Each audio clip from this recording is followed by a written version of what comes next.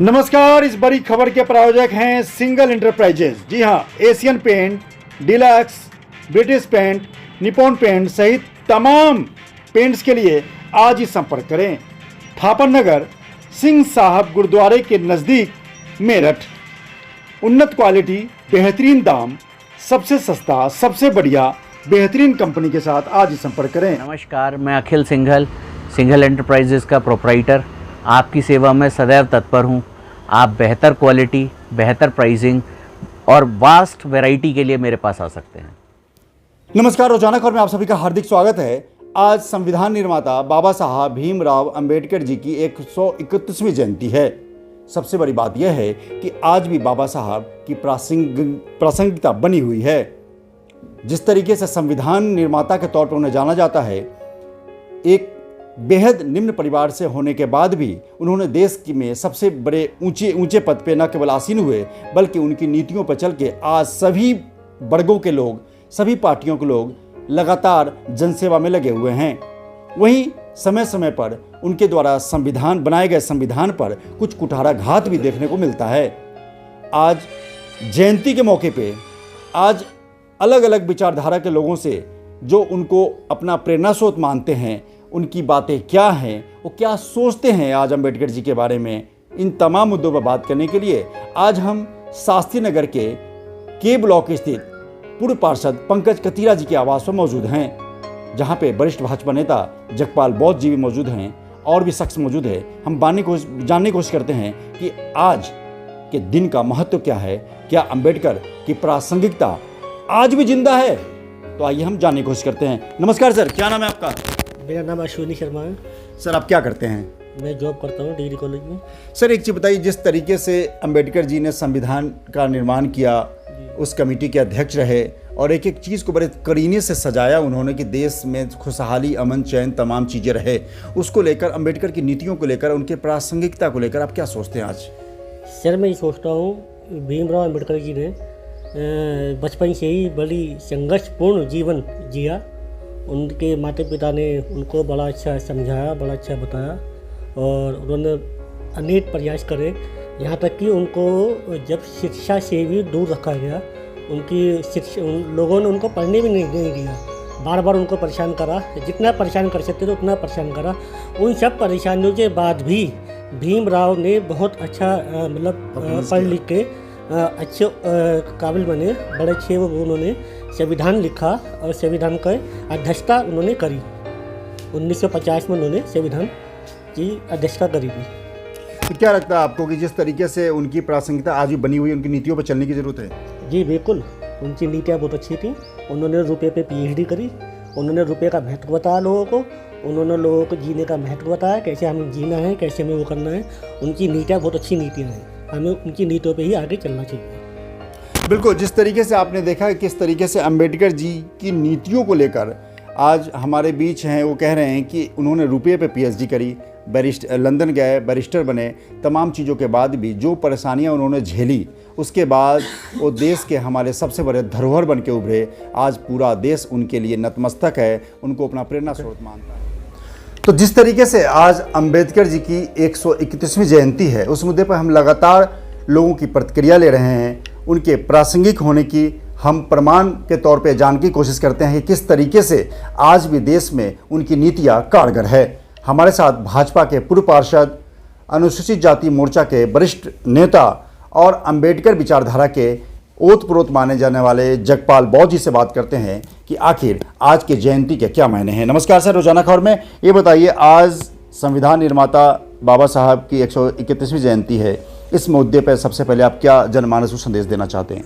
सबसे पहले तो मैं रोज़ाना खबर का धन्यवाद देना चाहूँगा कि रोज़ाना खबर ने बाबा साहब को अपनी इस मुहिम में जो स्थान दिया, उसके लिए बहुत बहुत आपको शुभकामनाएं और बधाई। दूसरा, मैं ये कहना चाहूँगा कि बाबा साहब को जो सम्मान अब से 72 वर्ष पहले मिलना चाहिए था और पूर्व की रही सरकारों ने वो सम्मान देने में कोताही बरती, तो मैं माननीय प्रधानमंत्री जी का शुक्रगुजार हूँ।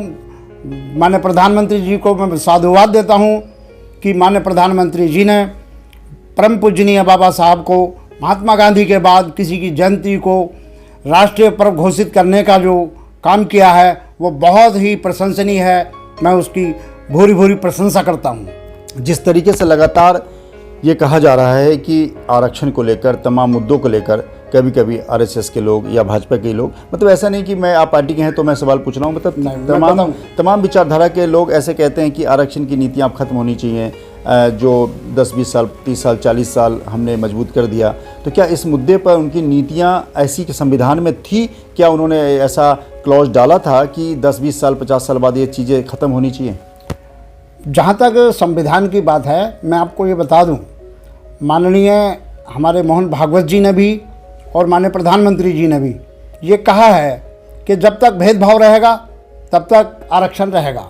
भेदभाव आज ख़त्म हो जाए, आरक्षण खत्म की आवश्यकता ही नहीं पड़ेगी। आरक्षण की आवश्यकता जो पड़ी है उसका तो मुख्य कारण ही भेदभाव है। जब तक लोगों के मन से भेदभाव नहीं मिटेगा, भारतीय जनता पार्टी इस ओर बिल्कुल पूरी तरह लगी हुई है और समरसता का कार्यक्रम चला रही है। और परम पूजनीय बाबा साहब को जितना सम्मान दिया है उसके लिए तो मैं ये कहूँगा कि यदि पूर्व की सरकारें भी इस तरह करती तो अब तक आरक्षण की आवश्यकता भी ना पड़ती, क्योंकि पिछली सरकारों ने तुष्टीकरण की नीति अपनाई है। आरक्षण को छोड़ो, उन्होंने तुष्टीकरण में जो पैसा बर्बाद किया है देश का, उसकी मैं निंदा करता हूं। और आज जो सबका साथ सबका विकास वाली नीति माननीय प्रधानमंत्री जी द्वारा चलाई जा रही है, मैं उसकी प्रशंसा करता हूं। और मैं समझता हूं कि आरक्षण जहां तक संविधान में हर चीज़ का क्लोज दिया है। आरक्षण ऐसी व्यवस्था है जो एक जातीय व्यवस्था के विरुद्ध चलाई गई नीति के विरोध में है, जो सैकड़ों वर्षों से, हजारों वर्षों से एक समाज को शिक्षा से वंचित किया गया, अर्थ से वंचित किया गया। तो उन सबको समानता और बराबरी, हमारा संविधान सबको बराबरी का दर्जा देता है और सबको बराबरी का अधिकार देता है।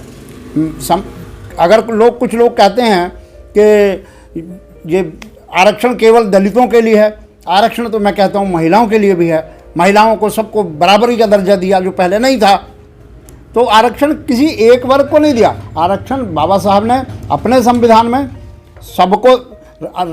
में सबका ध्यान रखा गया है। छोटे से छोटे, बड़ी से बड़ी समस्या का समाधान किया गया है। तो संविधान के बारे में तो जितनी भी बाबा साहब की प्रशंसा की जाए मैं वो कम है। और बाबा साहब जो हैं वो पूजनीय तो हैं ही, लेकिन विश्व विख्यात भी हैं। अच्छा, एक चीज़ मैं कहूँगा कि जिस तरीके से भारत की राजनीति में मुस्लिम के बाद अगर सबसे ज़्यादा तुष्टीकरण की राजनीति होती है तो दलित को लेकर होती है। सभी पार्टियां, चाहे बसपा हो, सपा हो या भाजपा हो या कांग्रेस हो, दलित सेकेंड एजेंडे पर रहता है। तो कहीं ना कहीं दलितों के उत्थान के प्रति तमाम सरकारें फेल रही। एजेंडे जैसे मुस्लिमों के बाद सबसे ज़्यादा एजेंडे पर कोई रहता है वोट बैंक के लिए। अभी आरक्षण को लेकर जिस तरीके से एक मुहिम चला था, तो क्या आपको लगता है कि बसपा, सपा, तमाम चीज़ों ने दलितों का सिर्फ इस्तेमाल किया? और जिस तरीके से आप कह रहे हैं 72 साल बाद मोदी जी ने बाबा साहब को वो स्थान प्रदान किया, तो इसमें इसका मतलब एजेंडे के तौर पे इस्तेमाल किया, बाबा साहब को सम्मान नहीं दिया। बाबा साहब हों या दलित हों या मुस्लिम हों, ये तुष्टीकरण की जो नीति है ये वोट बैंक बनाने की नीति है उनकी। जी। हमारी जो पार्टी है, माननीय प्रधानमंत्री जी लोगों का वोट बैंक नहीं बना रहे, वो सबका साथ सबका विकास की जो नीति लेकर आए हैं, इसमें किसी का कोई तुष्टीकरण भी नहीं है और सबका हित है। जैसा कि बाबा साहब चाहते थे समानता, समरसता, बराबर की भागीदारी। यदि कहीं थोड़ी बहुत कमी है भी तो उसको भी हमारे जो शीर्ष नेतृत्व है उस तरफ ध्यान लगाए हुए है।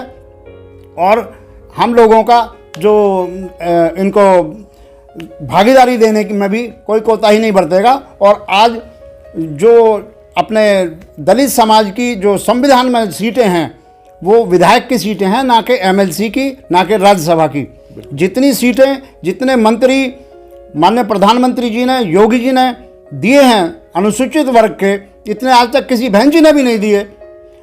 बहन मायावती ने भी इतने मंत्री नहीं बनाए अपने मंत्रिमंडल में जितने योगी जी ने बनाए हैं। बिल्कुल, जिस तरीके से आपको हम बता दें कि कांग्रेस जो देश की सबसे बड़ी पार्टी रही, उसके बाद अभी स्थान भाजपा के पास है। चाहे सरदार पटेल का मुद्दा हो, चाहे भीमराव अंबेडकर जी का मुद्दा हो, तमाम मुद्दों को लेकर मोदी ने एक सर्जिकल स्ट्राइक की तरह सबको पछाड़ दिया है। सबसे बड़ी बात क्या है कि गुजरात में सरदार पटेल को लेकर जिस प्रकार की आस्था है, उसी तरह पूरे देश में अंबेडकर को लेकर दलितों के अंदर, तमाम जो अनुसूचित मोर्चे के लोग हैं उनके अंदर आस्था है।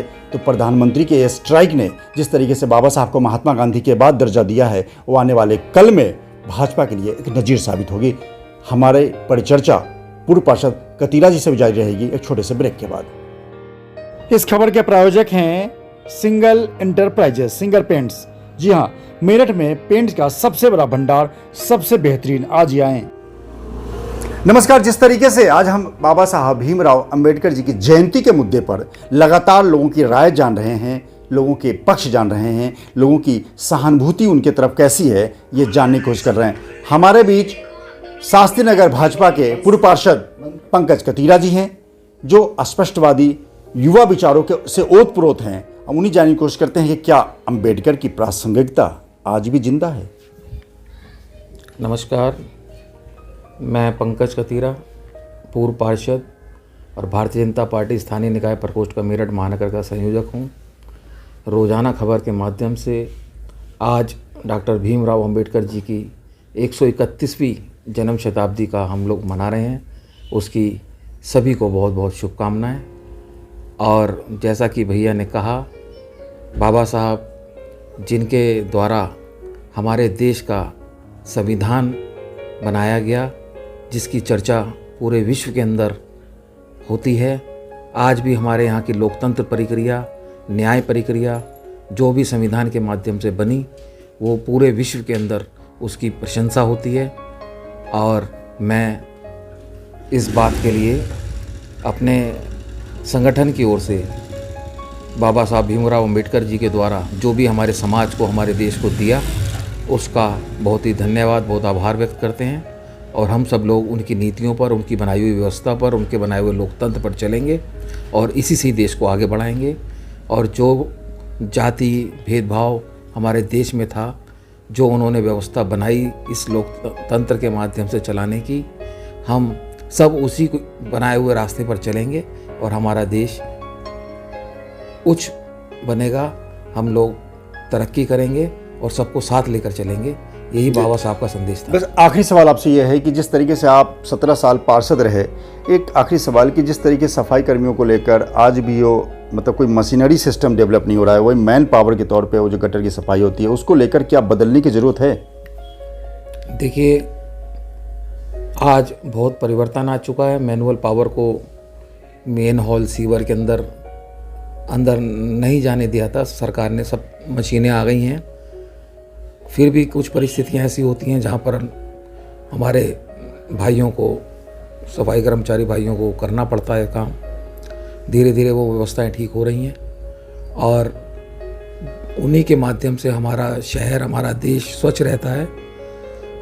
हमने बहुत प्रयास किया, अपने बोर्ड में भी नौकरी को लेकर बहुत ही दिक्कतें हैं। कोशिश करी कि उनको अधिक से अधिक वेतनमान मिले। आज भी मेरठ के साथ बहुत बड़ा दुर्भाग्य है। पूर्व मंत्री आजम खां जी द्वारा पिछली सरकार के अंदर जिस तरीके से सभी संविदा कर्मचारियों को बर्खास्त कर दिया, आज उनकी स्थिति रोटी खाने की भी नहीं है।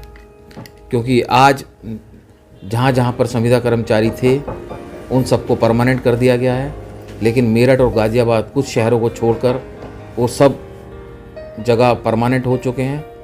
मेरठ का दुर्भाग्य है कि यहाँ पर वो व्यवस्था नहीं हुई। हम अपनी सरकार से, अपने माननीय विधायकों के माध्यम से इस बात को पहुँचाएंगे कि मेरठ में भी उनकी आर्थिक स्थिति सुधरे। इस संबंध में शासन द्वारा ये विचार किया जाए कि उनकी जो सदस्यता थी बहाल की जाए, ताकि उनको भी परमानेंट रोजगार मिले। बिल्कुल, जिस तरीके से आपने देखा कि अंबेडकर आज भी हमारे लिए प्रासंगिक हैं। अंबेडकर संविधान निर्माता, जिन्होंने हमें हर पल चलना सिखाया, जिसके रास्ते पे चलकर न केवल देश के प्रधानमंत्री काम करते हैं, बल्कि थाने का एक सिपाही भी उन्हीं के बनाए कानून और उस संविधान का पालन करते हुए हमारे और आपके लिए नज़ीर साबित होता है। लेकिन सबसे बड़ी बात यह है कि अंबेडकर जी की नीतियों को लेकर जिस प्रकार से बीच बीच में कई तत्वों द्वारा, हम तो कहेंगे अराजक तत्वों द्वारा जिस तरीके से बातें उठती हैं, वो कहीं न कहीं उस पुण्य आत्मा के दिलों पर कहीं न कहीं चोट पहुंचती होगी। संविधान के दिल पे अगर चोट पहुंचती है तो सीधा असर अंबेडकर जी के दिल पे चोट पहुंचने वाली होती है। तो हमारा आपका फर्ज है कि उनकी नीतियों को संजोते हुए, संविधान की अलख जगाते हुए देश को ऊंचाइयों पर ले जाने के लिए हम आप कृत संकल्प हो जाएं। आज कसम लें कि जातिवादी परंपरा से ऊपर उठकर सर्वधर्म समभाव और सर्वजाति समभाव का बोध अपने अंदर पैदा करें, तभी हमारा और आपका कल्याण होगा। नमस्कार।